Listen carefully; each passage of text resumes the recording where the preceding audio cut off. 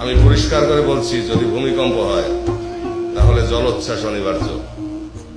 দেখেন, বিপদ একটার সাথে কয়টা আসে।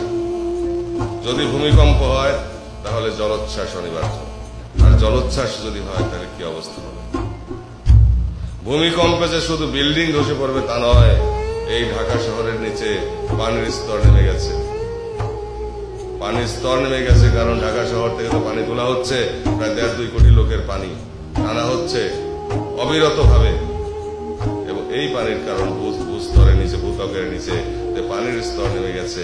যদি ভূমিকম্প হয় শুধু যে বিল্ডিং পড়বে তা তো না, ভূমিধস হওয়ার সম্ভাবনা আছে। আর ভূমিধস বড় সাংঘাতিক ব্যাপার।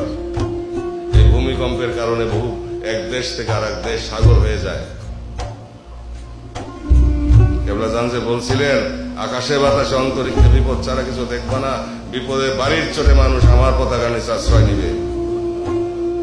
সেই সময় কিন্তু নাকের ডগার উপরে আমি বলতেছি, কেবলাজান বলছিলেন যে আমাকে যারা ভালোবাসবে তারা আল্লাহর রহমতের চাদরে ঢাকা থাকবে।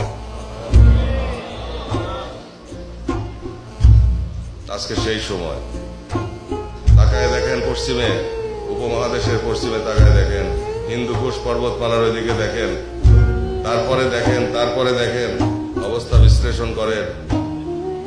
এই বিশ্ব সংসারে কোন দেশই এখন এক দেশ আর এক দেশ থেকে দূরে থাকতে পারে না। এই বিশ্ব সংসারের সবাই সদস্য, এবং আঞ্চলিক সংসারেরও সবাই সদস্য। অতএব বাস্তবতা মানতে হবে। এই বাস্তবতায় আমাদেরকে প্রথমত জাতীয় ঐক্য তৈরি করতে হবে।